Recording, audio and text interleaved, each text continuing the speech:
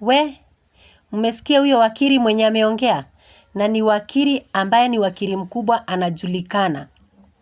Amesema hivi ya kwamba tuseme unadai mwili ufukuliwe. Kabla mwili ufukuliwe, lazima uonyeshe evidence ya kwamba uko na uhakika huyo mtu unadai alizikwa, amezikwa. Yani uko na evidence ya kwamba alikufa kifo yenye sio halali ndio afukuliwe. Tena uonyeshe kama Wakikuyu. Sasa tuseme kama we ni Mkikuyu, Wakikuyu huwa wanazikana after 7 days. Ukuwe na evidence ya kuonyesha ya kwamba huyo mtu wako alikufa na akazikwa less than 7 days. Lakini kwa hii kesi ya Betty akasema Betty alimaliza siku 11 kabla azikwe. So Betty alizikwa na zile siku zilikuwa zinafaa, zimepita 7 days. Hapo familia ingekuwa imeamurisha postmortem ifanyiwe ndio wajue amekufa na nini. Sasa hapa ni kuzito. Mambo ni mazito, sio rahisi. Juu wakili amesema, na kama tuseme huyo mtu wako alikufa, ako na ripoti za daktari, alikuwa anaenda hospitali na wewe umesema hakuwa na nini, hakuwa na historia ya ugonjwa. Alafu apatikane alikuwa anaenda hospitali na bwana yake huyo tunasema ni Tash ako na hizo document za hospitali, yani mabarua ya hospitali. Betty wakati alikuwa anaenda hospitali anatoka anatoka. Hapo kutakuwa kubaya, kwa sababu mama Betty anaweza kujikuta yeye ndiye analipa Tash. Ataamulishwa na koti na yeye ndiye atalipa Tash. Sasa hapa ni watu tuombe isikue mama Betty amesukumwa akaingizwa kwa maneno yenye haitaenda vizuri. Na tena kama ni hivyo ana hiyo leukemia, hakuwa na hiyo leukemia, sasa hapo itakuwa sawa saidi ya mama Betty. But akipatikana ako na leukemia na amefukuliwa na alikufa na leukemia, imagine hapo mama Betty ndiye atalipa Tash. Juu inasemekana mtu kama alikuwa ameolewa ako na bwana, akikufa bwana yake ndiye anavaa kuwa wa kwanza na ndiye anavaa kumzika. Mama ya Betty anavaa kuwa wa pili after bwana yake. So mshike hiyo. Hebu sikizeni huyo wakili akiongea. The process of exhumation is one that is a legal question. A legal question has some legal principles that need to be satisfied first before the court can order the exhumation of a dead body. Kwa hivyo ili wewe uweze kusatisfy mahakama ya kwamba kuna justification ya exhume, kufukua mwili, yes, lazima uonyeshe kotini ya kwamba kuna number one, you make a prima facie case. Ni kuonyesha ya kwamba lazima unaonyesha kuna ushahidi ya kwamba kuna mambo pengine yalifanyika ika lead to the death of the deceased ambayo pengine umekuja umediscover ama iko imejulikana kabla. Betty Bayo alikufa akiwa pale hospitalini.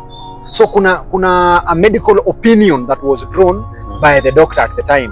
So it may not be very easy and straightforward for whoever desires the exhumation of the body to be exhumed. So it's on a balance of probability. You must prove your case. Yes. Otherwise it will be very difficult for you. In court is not about saying. In court is about documentation and evidence. Because I mean, lazima utuonyeshe, utupe ushahidi ya kwamba kitu fulani kilifanyika.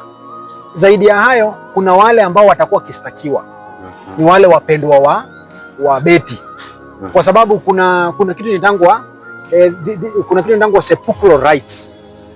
Sepulchral rights ni rights ambazo tumeziomba kutoka, it's an American way of it's a Nigerian way of practice. Ya kwamba ukifa yule mtu akona haki ya kwanza ya kukumoni ni bibi yako, ule ako karibu na wewe. Kabla tuanze mama yangu Wamboi, bibi yangu kwanza.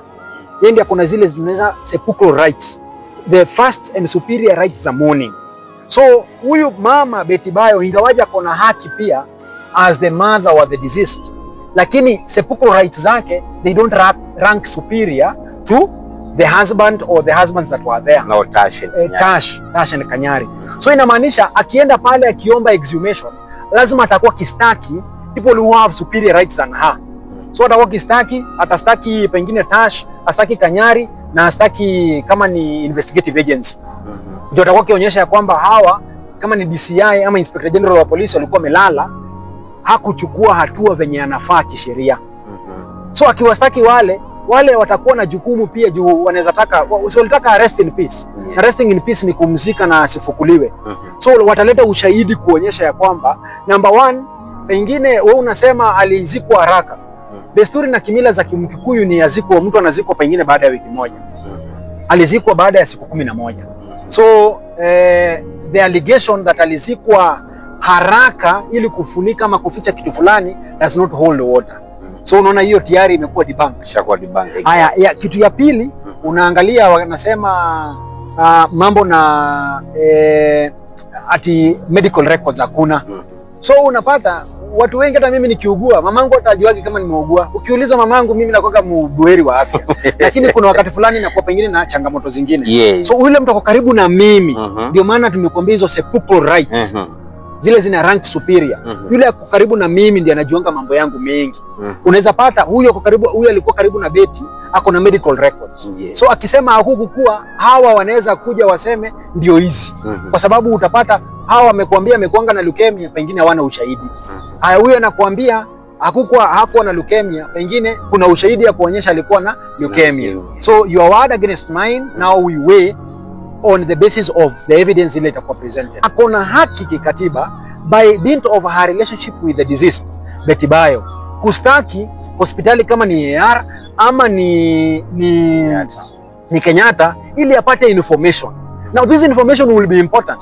Juu information itampatia rest ili kujua pengine alikuwa na ugonjwa fulani, tumepata answer, alikuwa na leukemia. Haya, alizikwa baada ya siku 11. So niko na kesi kweli. Unajua hivyo ndio vitu unaendeanga, wakili anakuambia yenyewe kusema kweli, hapa tukienda kotini, hata kama kuenda kotini watu wanaendanga kotini, lakini tukifika kotini hautakuwa na haki.